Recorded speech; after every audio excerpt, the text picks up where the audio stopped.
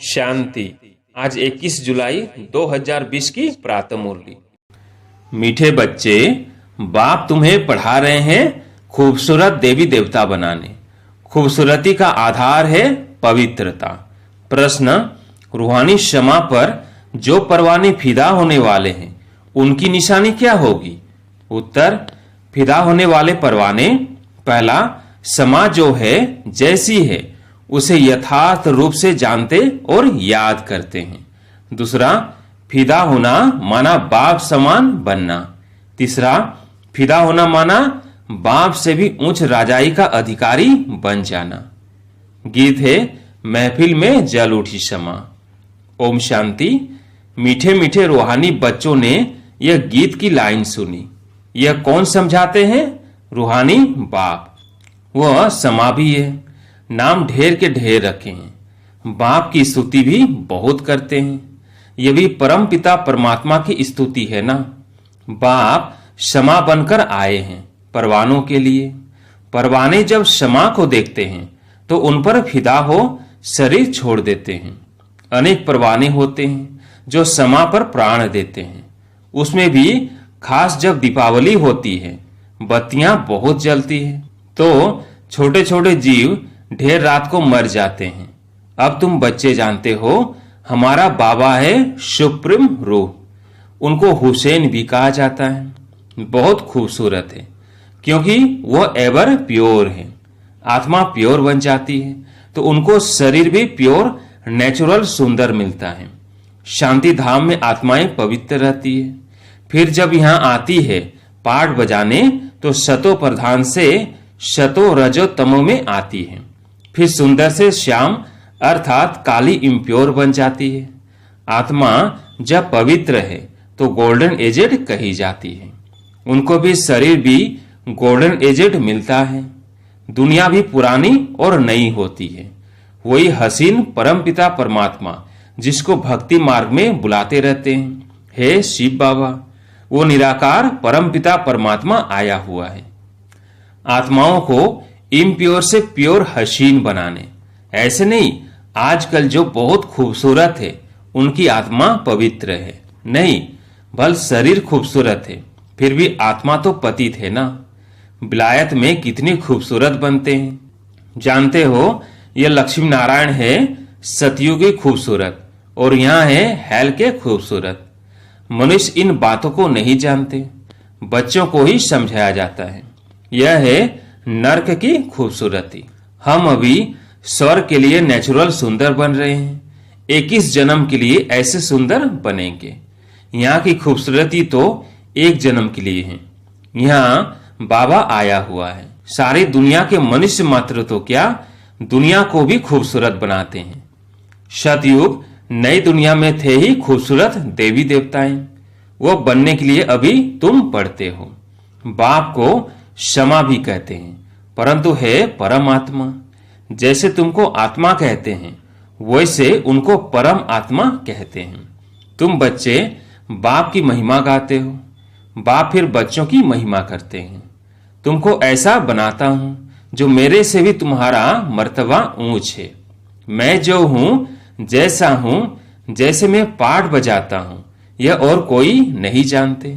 अभी तुम बच्चे जानते हो कैसे हम आत्मा पाठ बजाने के लिए परम धाम से आती है।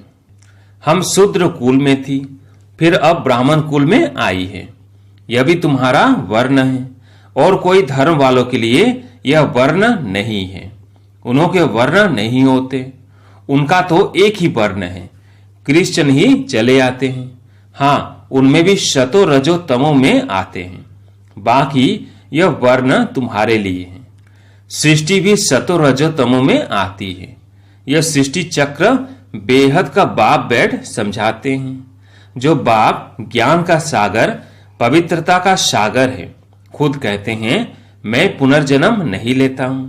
भल शिव जयंती को मनाते हैं परंतु मनुष्यों को यह पता नहीं है कि कब आते हैं। उनकी जीवन कहानी को भी नहीं जानते। बाप कहते हैं मैं जो हूं जैसा हूं, मेरे में क्या पाठ है, सृष्टि चक्र कैसे फिरता है, यह तुम बच्चों को मैं कल्प कल्प समझाता हूं। तुम जानते हो, हम सीढ़ी उतरते उतरते तमो प्रधान बने हैं। 84 जन्म भी तुम लेते हो। पिछाड़ी में जो आते हैं उनको भी सतो रजो तमो में आना ही है। तुम तमो प्रधान बनते हो तो सारी दुनिया तमो प्रधान बन जाती है। फिर तुमको तमो प्रधान से सतो प्रधान जरूर बनना है। यह सृष्टि चक्र फिरता रहता है। अभी है कलयुग, उसके बाद फिर सतयुग आएगा। कलयुग की आयु पूरी हुई। बाप कहते हैं, मैंने साधारण तन में हूबहू कल्प पहले मुआफिक प्रवेश किया है, फिर से तुम बच्चों को राजयोग सिखाने। योग तो आजकल बहुत है, बैरिस्टरी योग, इंजीनियरिंग योग। बैरिस्टरी पढ़ने के लिए बैरिस्टर के साथ बुद्धि का योग लगाना होता है। हम बैरिस्टर बन रहे हैं तो पढ़ाने वाले को याद करते हैं। उनको तो अपना बाप अलग है, गुरु भी होगा तो उनको भी याद करेंगे। तो भी बैरिस्टर के साथ बुद्धि का योग रहता है। आत्मा ही पढ़ती है, आत्मा ही शरीर द्वारा जज बैरिस्टर आदि बनती है। अभी तुम बच्चे आत्म अभिमानी बनने के संस्कार अपने में डालते हो। आधा कल्प देह अभिमानी रहे, अब बाप कहते हैं देही अभिमानी बनो। आत्मा में ही पढ़ाई के संस्कार है, मनुष्य आत्मा ही जज बनती है। अभी हम विश्व का मालिक देवता बन रहे हैं। पढ़ाने वाला है शिव बाबा। परम आत्मा वही ज्ञान का सागर, शांति संपत्ति का सागर है। यह भी दिखाते हैं, सागर से रत्नों की थालियां निकलती हैं। यह है भक्ति मार्ग की बातें। बाप को रेफर करना पड़ता है। बाप समझाते हैं, यह है अविनाशी ज्ञान रत्न।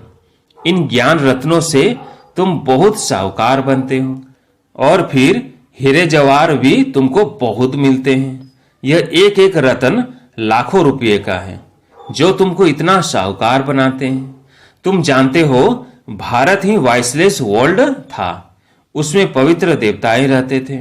अभी सांवरे अपवित्र बन गए हैं। आत्माओं और परमात्मा का मेला होता है। आत्मा शरीर में है तभी सुन सकती है, परमात्मा भी शरीर में आता है।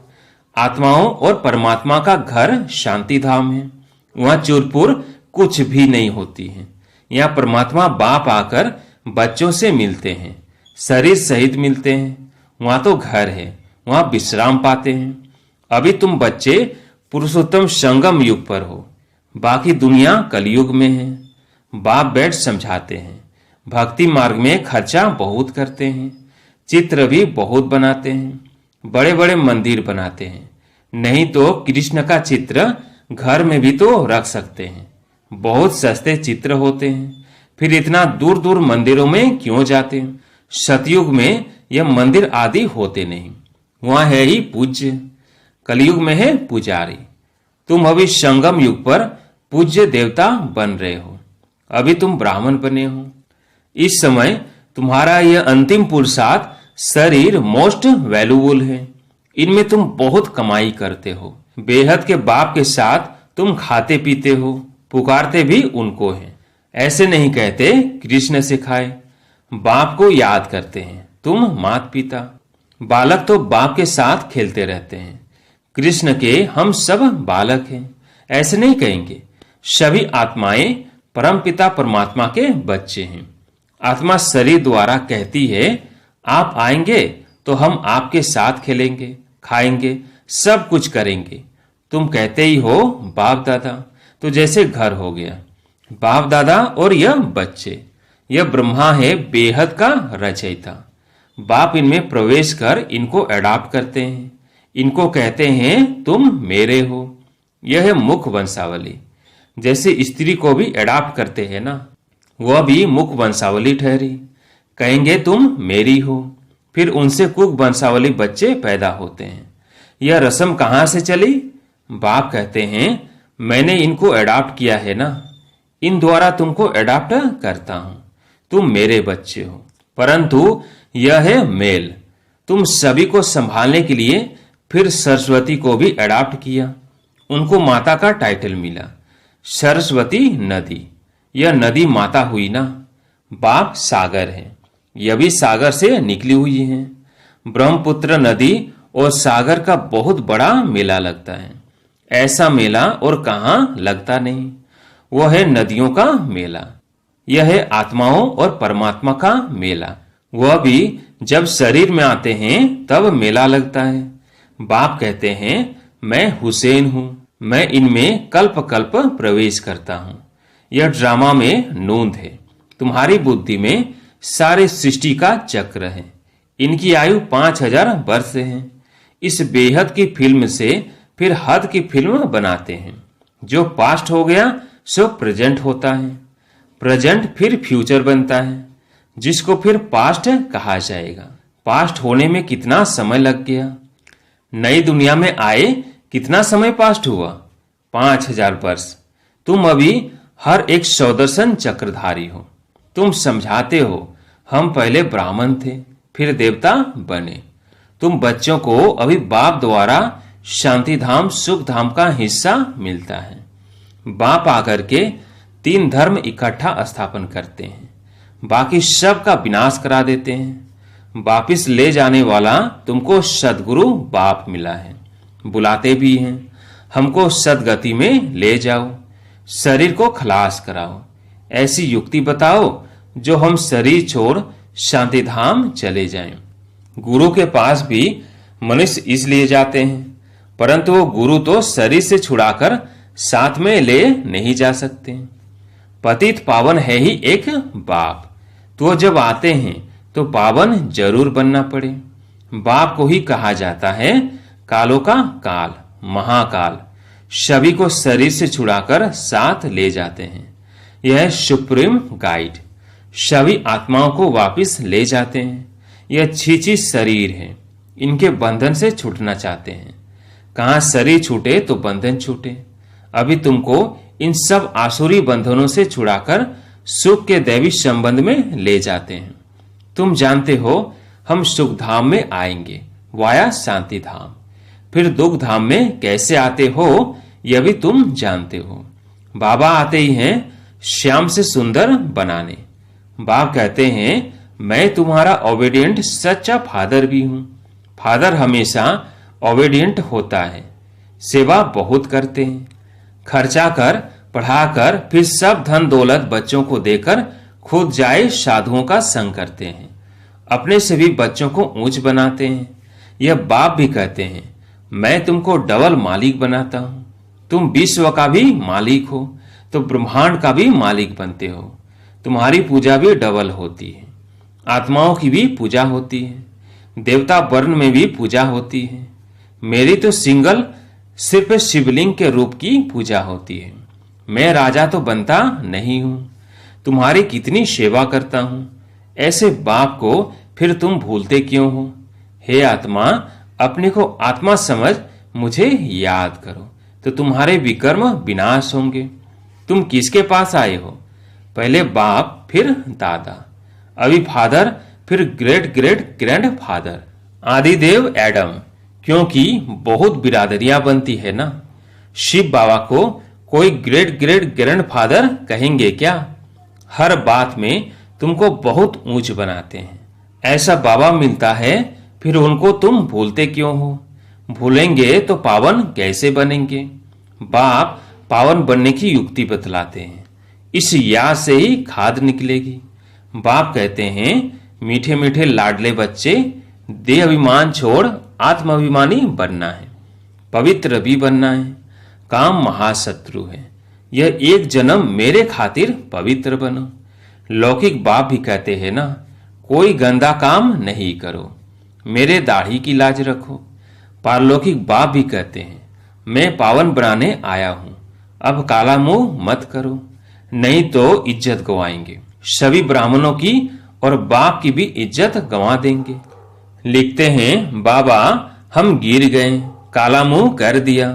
बाबा कहते हैं मैं तुमको हसीन अर्थात सुंदर बनाने आया हूं, तुम फिर काला मुंह करते हो। तुम्हें तो सदा हसीन बनने का पुरुषार्थ करना है। अच्छा, मीठे मीठे सिकिलदेव बच्चों प्रति माता पिता बाप दादा का याद प्यार और गुड मॉर्निंग। रूहानी बाप की रूहानी बच्चों को नमस्ते। हम रूहानी बच्चों की रूहानी बाप दादा को याद प्यार गुड मॉर्निंग नमस्ते नमस्ते। धारणा के लिए मुख्य सार। पहला, यह अंतिम पुरुषार्थी शरीर बहुत वैल्यूबल है, इसमें बहुत कमाई करनी है। बेहद के बाप के साथ खाते पीते सर्व संबंधों की अनुभूति करनी है।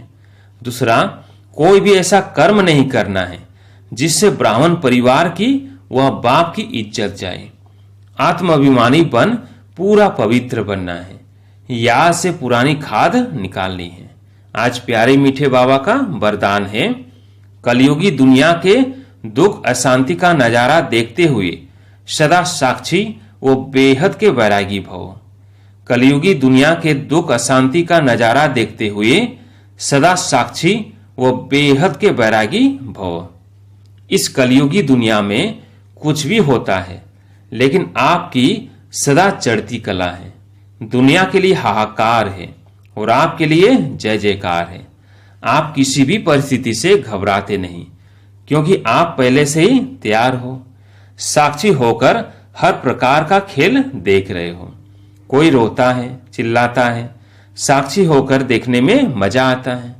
जो कलयुगी दुनिया के दुख अशांति का नजारा साक्षी होकर देखते हैं, वो सहज ही बेहद के वैरागी बन जाते हैं। स्लोगन, कैसी भी धरनी तैयार करनी है तो वाणी के साथ प्रीति से सेवा करो। अच्छा, ओम शांति।